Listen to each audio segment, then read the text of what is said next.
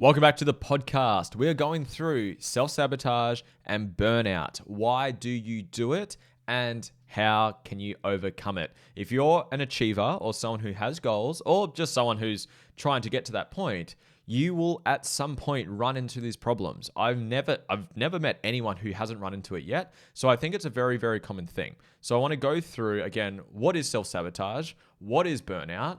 Why is it happening? And ultimately how you can fix it. So if that interests you, stick around for this podcast. If you don't know who I am, my name is Lewis Huckstep. I'm a mindset coach. I help people with performance and fulfillment. So accessing more of your potential and experiencing more fulfillment in your life. And that ties directly into this conversation. So depending how you're consuming this podcast right now, I would recommend watching the video version because I'm going to share my screen. So I believe Spotify and YouTube are the two platforms that have the video. So if you've got the opportunity to do so, please do so. You will get value without doing it, but you'll just get the full experience of it. So with that being said, I'm going to share my screen right now. So if you're familiar with me, and you've done some of my work, you would have seen this before. So this is what I call my inspired life method. So my book is written on it. My work is all based around it. It's what I help people do.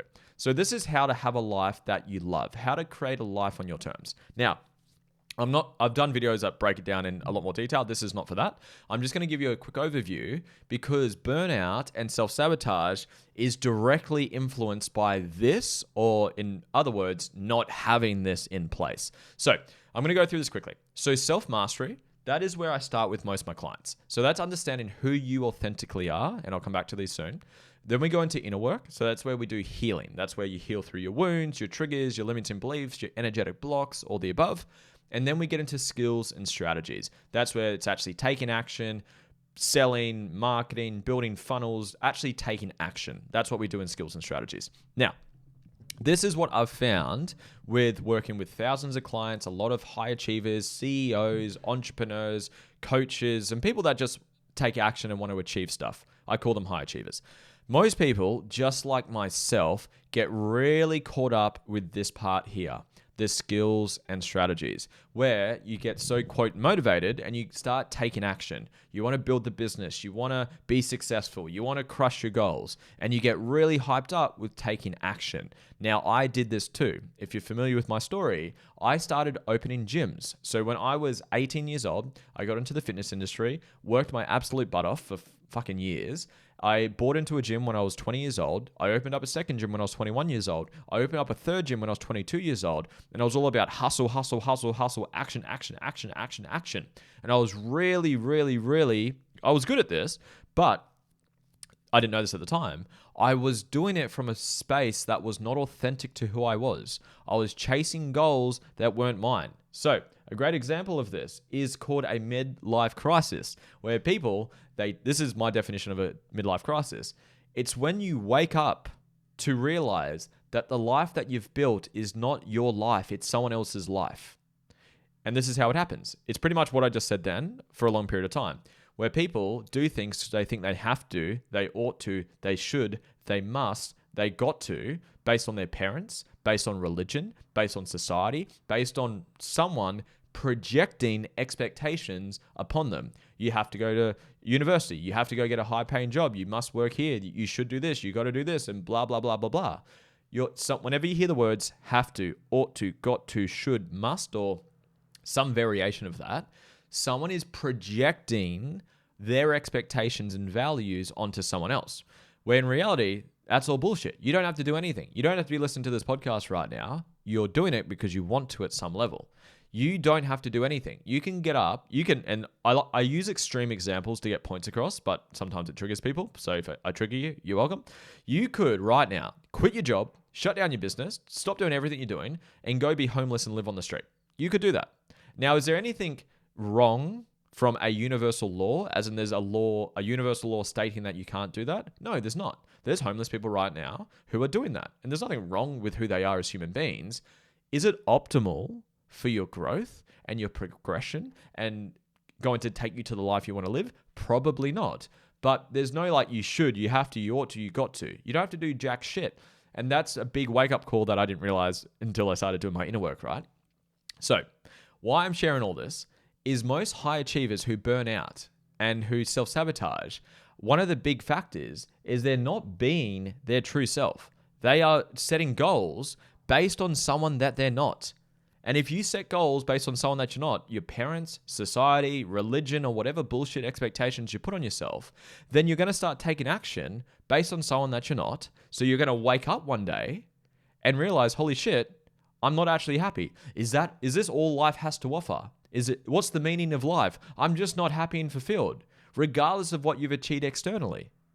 Because external achievements does not equal internal fulfillment. I'll say that again. External achievement does not create internal fulfillment. Internal fulfillment comes from being who you truly are. Have you ever met a baby whose first words were, I'm not enough? No, you haven't, because when we are children, we are born as infinite, spiritual, divine beings. A baby doesn't need a Louis Vuitton bag to be fucking enough, right? A baby can shit their pants and throw up in a Louis Vuitton bag and they still get love unconditionally. Because this is just a side note for this conversation. Your self-worth never changes. Your inherent worth never changes. From the moment you're born to the moment you die, your self-worth never changes. It's your perception and your mindset that dictates how you feel in any given moment. I'm going off on tangents. I'm going to bring it back.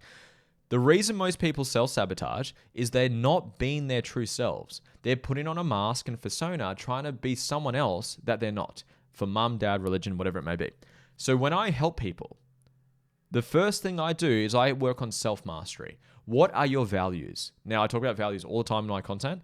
Values are areas of life that are intrinsically most important to you. A lot of people have a misperception around values. They think values are things like freedom, honesty, loyalty, integrity. Those are not values. I'll use freedom. I literally did a coaching session with a client this morning and she fits this bill to she just started working with me as a one-on-one client. And she fits this so perfectly. Crystal, if you're watching this, hello. So she fits this perfectly because she is really good at this. She's really good at setting goals. She's running she's in a company and she manages billions of dollars of assets for the company, but she's never really mastered this part of knowing who she truly was. So I use freedom as an example. I'll get back to it. So most people think freedom is a value of theirs. It's not. I'll use an example. If I gave you right now $1 billion US dollars into your bank account right now, tax-free, you have ultimate time and financial freedom, right? Would you wake up every single day and do nothing but watch Netflix for the rest of your life? Everyone that I've asked that question says no.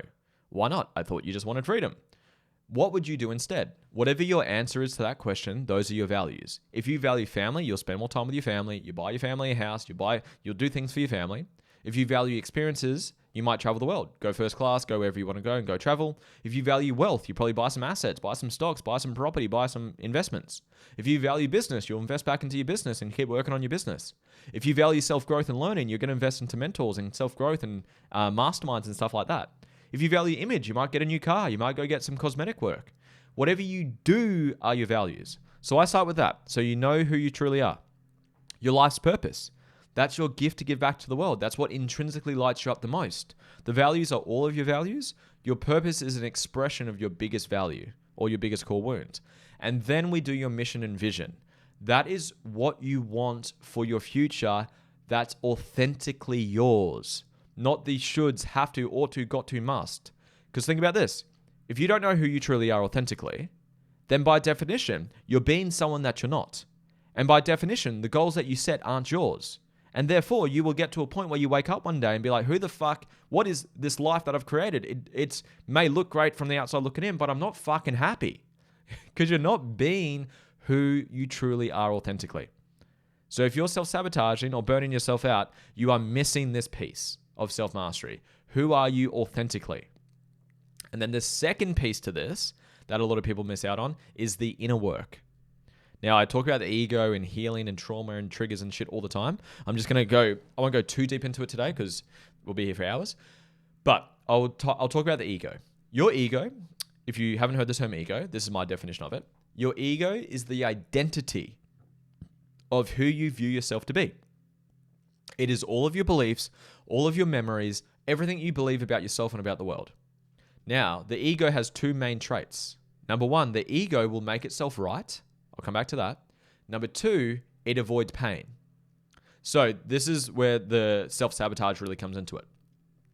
If you have a belief that you're not enough, and every high achiever I've ever worked with has this at some level, whether it's mum or dad, you had a test and you got a 99, it wasn't enough, you should have got 100, or you're just never enough for your parents, they keep moving the goalpost, or you're the less successful sibling, or you got bullied, or whatever you went through, you've downloaded a limiting belief that you are not enough. You will do one or two things. You will either become an underachiever and not do anything, or you become an overachiever and you try to overcompensate to prove to the world, including yourself, you are enough. But because one of the traits of the ego is to make itself right, you'll always make it true. This is where no matter what you fucking achieve, you still feel like a fraud. You still feel insecure. You still feel like you're not enough. I've worked with clients who have millions of dollars in assets and millions of dollars of achievements and all these status and whatever, and they still feel insecure as shit. They still feel like they're not enough. They still feel like they're inadequate. They're still living with anxiety and fear because they haven't actually addressed the belief underneath it all. This is where you want to identify the limiting beliefs you have and dissolve them. And I know a lot of people throw this out in the self-development world, but most people don't fucking do it properly. What they do is they paste empowering beliefs on top of limiting beliefs. So it's like, I believe I'm not enough. Then you try to say, well, I am enough. But if you still subconsciously believe you're not enough, that will still come through. You've got to get to the core root belief and dissolve it, remove it, not just paste a belief on top of a shitty belief. I use a phone as an example. So say you got a phone or a computer. Say you've got a virus on your computer. It's going to malfunction. It's going to shut down. It's not going to work properly. Say you've got a virus on your computer and then you just try to download more empowering coding on top of the virus. The virus is still fucking there. Get rid of the virus. So this is where you want to remove limiting beliefs because they become your limitations. This is the glass ceiling. These are the self-sabotaging patterns. If you believe you're not worthy of love, you will self-sabotage your relationships to prove that you're not worthy of love. If you believe money is evil, or you're not good with the money, or money doesn't grow on trees, you will magically fuck up your money. You'll make money and magically get rid of it. Or to make the belief true, because the ego, one of the traits of the ego, is to prove itself right and make itself true. So that's another big factor you want to consider. And that's, again, a lot of the work I do with my clients. We're going to go to the next one. So if you remember the second trait of the ego, it is to avoid pain. Now, this is a big rabbit hole, so I'll try not get too distracted with this conversation. But when you have wounds and traumas, which we all do, where it was too much, too soon, too frequently, and you didn't have the ability to regulate your nervous system, or your basic needs weren't met. You weren't held, you weren't seen, you weren't heard, you weren't validated, you didn't feel safe, and you've got wounds that you haven't healed through. Every wound you have a coping strategy. You will develop a coping strategy or a coping mechanism to protect yourself from that wound. Let's use an example. Say you got hurt. I'm going to use, I'll use man and woman, but use whatever gender makes sense to you. Say you're a woman and you've been hurt by the masculine, whether it's your dad or a past relationship, you've been cheated on, you've been hurt from men before, and specifically the masculine energy before. Because you've been hurt from that, the ego wants to avoid pain. So what you'll do is develop coping strategies to help protect yourself from being hurt again. What does that look like? It looks like women, again, I'm just using genders, but insert whatever makes sense for you. That looks like women closing off their heart in relationships. It's building a tough exterior and not learning to let go and surrender and be vulnerable. Because they've been hurt before, they don't want to get hurt again. I love the line that past hurt creates future fear. If you've been through hurt before, your ego wants to avoid pain, so it's going to try to protect it in the future. But at the same time, it's limiting you. It's the glass ceiling, the unconscious glass ceiling. I call it the unconscious or the silent puppet master that's controlling your unconscious thoughts, feelings, and behaviors. It's all coping strategies from past hurt or past wounds. So what's the solution? Heal the fucking wound. I use the example, say you've got a cut on your arm. If you're watching the video, I'm pointing at my arm. So say you've got a cut on your arm. If you touch the arm, it triggers you, right? And that's painful. Your ego wants to avoid pain. So what do? You build armor around it. You'll deflect it. You'll attack it. You'll shut off. You'll disassociate. You'll get addicted to sex, to drugs, to stimulus, to partying, to social media. You'll find your strategies. We all have our strategies.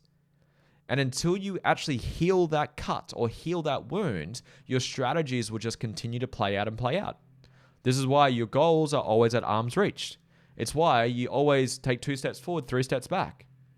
It's why you keep repeating shitty patterns in relationships and business and career, because you're just overcompensating from past hurt. So my recommendation is to heal through the fucking hurt so you stop overcompensating. Those are the main. We also go through energetic blocks because energetically you attract who you are, and you energetically, your external world is an expression from your internal world. So this is where we want to condition your energetic body to the energetic frequency of the things you want to attract. Have you ever met someone who they're just always fucking down, depressed, angry, upset? They're just super negative all the time, and they happen to attract a lot of negative shit into their life. Surprise, surprise. And then you've met some people where their energy is just so beautiful. It's so present. It's so loving. It's so giving. It's so genuine. It's so authentic. And those people just happen to attract really beautiful humans and beautiful things into their life. This is manifestation for anyone that's into manifestation, where if you've done any Dr. Joe Dispenza's work, he teaches this really, really well. I'm about to wrap this up, so we're almost there at the end. So he teaches manifestation in a beautiful way.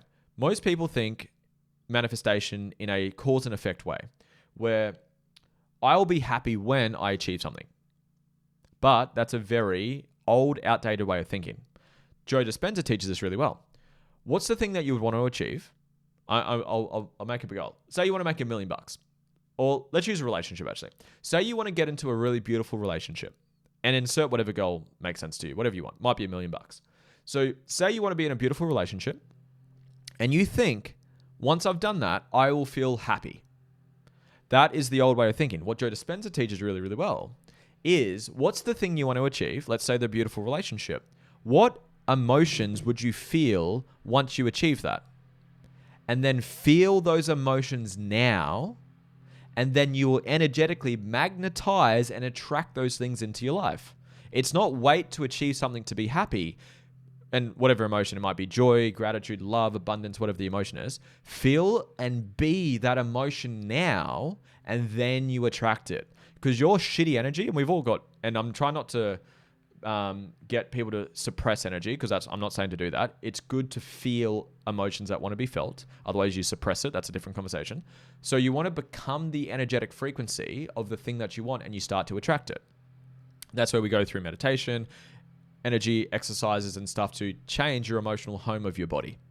So I hope this has made sense. I hope you got some value from this. If you are self-sabotaging your life or burning yourself out, you do not know authentically who you are, what your values are, what your purpose is, what your mission and vision is, and you have unhealed wounds and limiting beliefs and blocks that are stopping you, cock-blocking you from getting the things that you want. So my invitation to you is to figure these things out.